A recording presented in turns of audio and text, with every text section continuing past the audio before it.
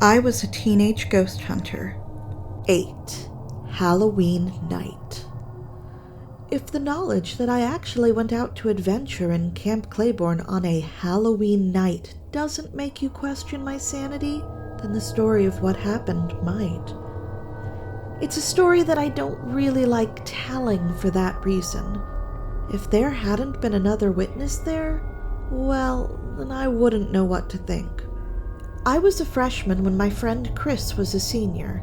The next year, Chris went off to college where her roommate was Julie. Julie came home with Chris to visit, meet everyone, and I became friends with her.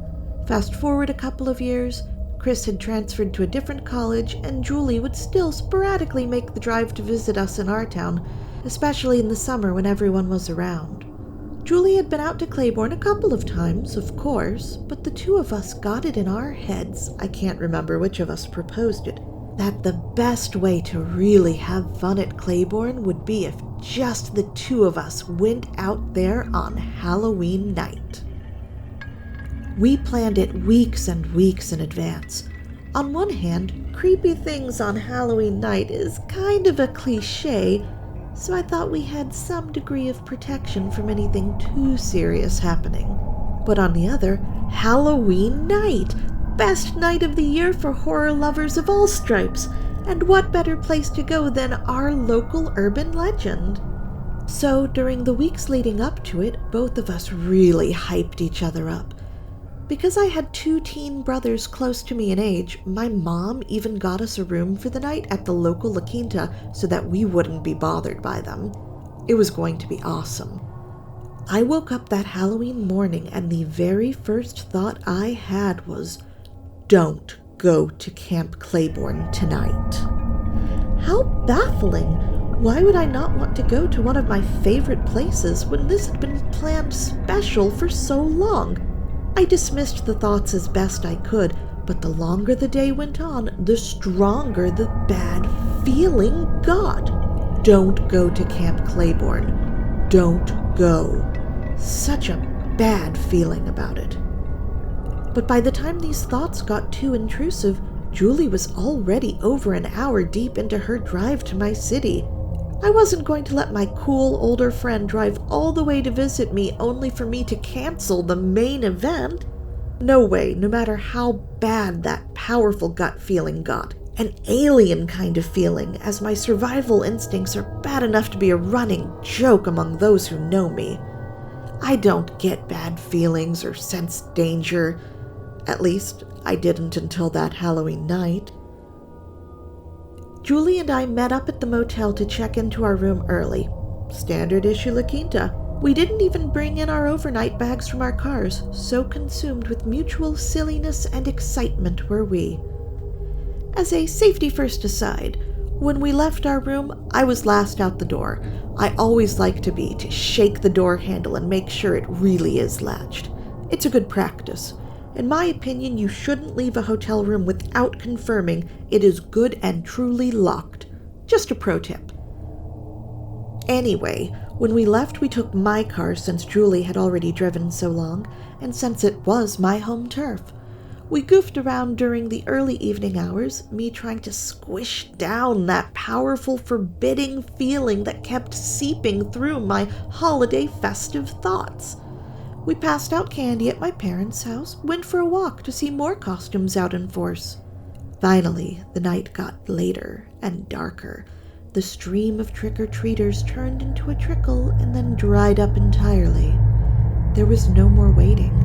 It was late. It was time. We got into my car and I started driving us to Camp Claiborne. The closer we got to the camp, the more powerful my bad feelings about it got. I stopped being baffled and started to get angry. This was irrational, illogical, and uncool of me. Despite my love for poking at supernatural or dangerous things, I like to pretend I was a creature of pure logic and reason, especially back then. More than that, I was not going to chicken out and ruin this for my friend. No matter how many alarms were screaming in my head, the closer I got to the camp on that dark, lonely highway. Do you know that moment in horror movies when the music goes from really soft to a loud, frantic strings kind of music cue? The music of wrongness? And do you know the way it makes the back of your neck feel? What the startle of it does to your heart rate? As I turned off of the highway and into the camp, there was no music, but there's no better way I have of describing the physical sensations I felt. It came on all at once as soon as we crossed the threshold of that camp.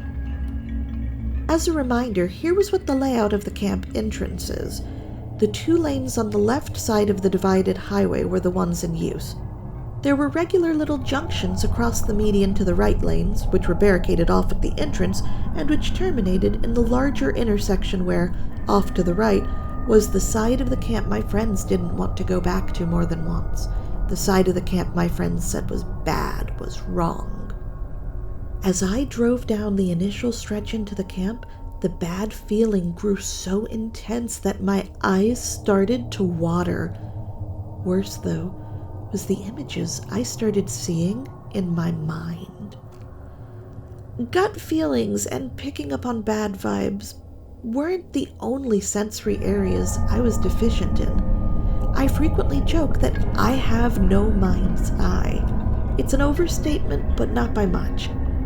I don't have a very visual imagination. I have trouble picturing things. I'm not a visual person at all.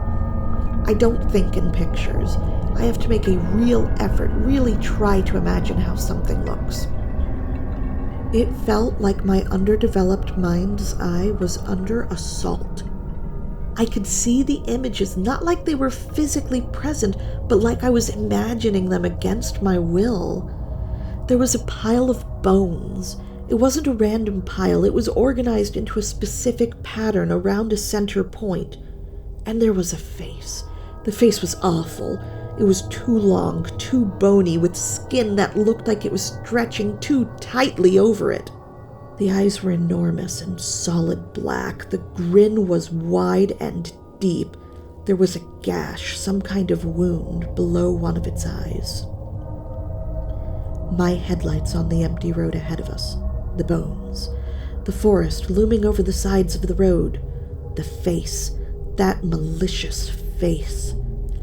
It was illogical, unreasonable, and irrational, but it was too much for me. I gave up. I started to slow at the little junction to my right so that I could use it to make a U-turn. The moment my car started to slow for it, I panicked. It was the most threatening sensation I have ever felt to this day. I felt like I knew that if I slowed down as much as it would take to safely turn, something would get us and we would die. I sped up without turning and tried again at the next junction where it happened again. I just couldn't slow down enough. It was too dangerous. I braced myself more for the next junction and slowed down despite my hands shaking on the steering wheel, despite thousands of years of evolution ringing alarm bells that there was a predator somewhere in the dark night waiting to leap. I just barely was able to slow enough to get my car turned around. And then we were back on that central road in the camp, heading back to the highway. Getting back to the main highway was a lot faster, what without the slowdowns, followed by panicked speed-ups at failed attempts to turn. I didn't know how I was going to explain this to my friend. After all, from her perspective, she drove hours to visit me for this Claiborne Halloween adventure, only for me to, in total silence from the both of us, drive barely into the camp, not even to the regular first left turn we'd take, before turning around and taking us straight out of the camp without a word.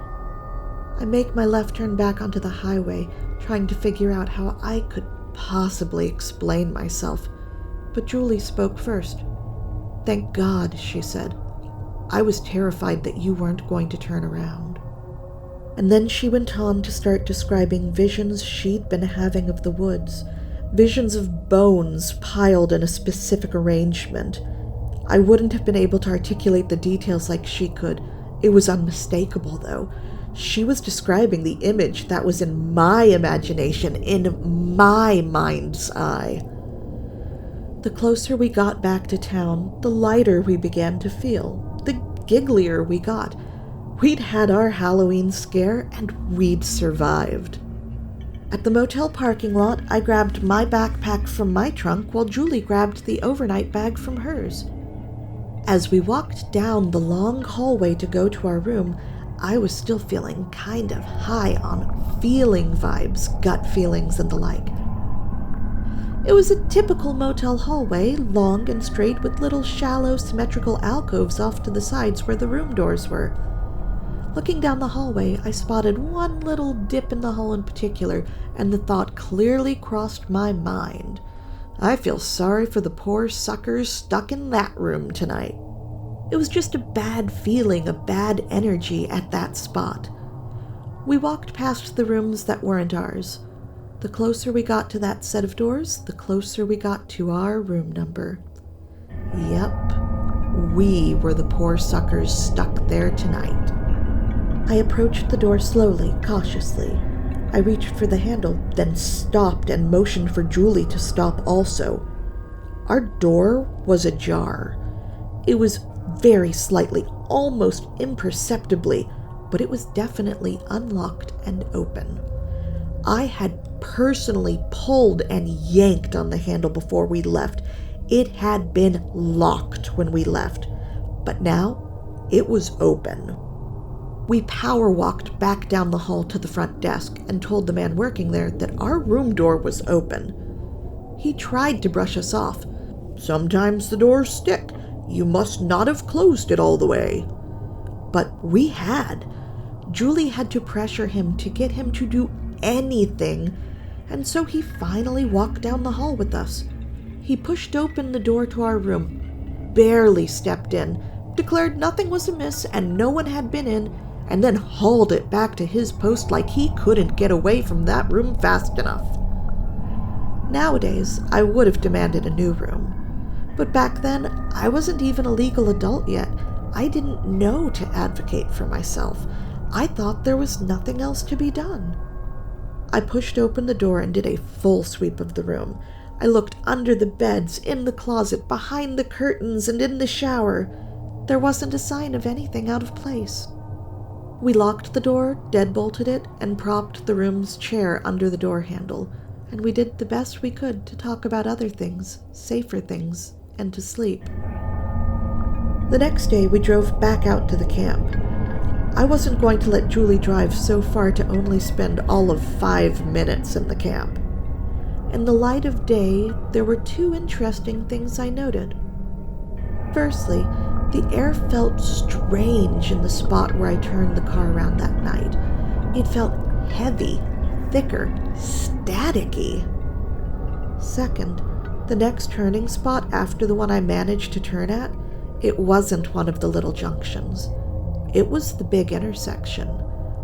I knew then and still know without a doubt that had I panicked one more time, had I driven down the road just a little more, had I tried to turn around at the bigger intersection and that primal panic hit, I wouldn't have been able to slow down enough to turn.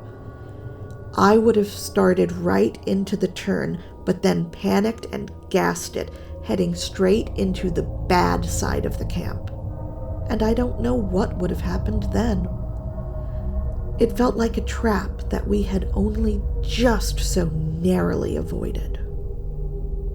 Of all of my Claiborne experiences, this is the one that troubles me the most.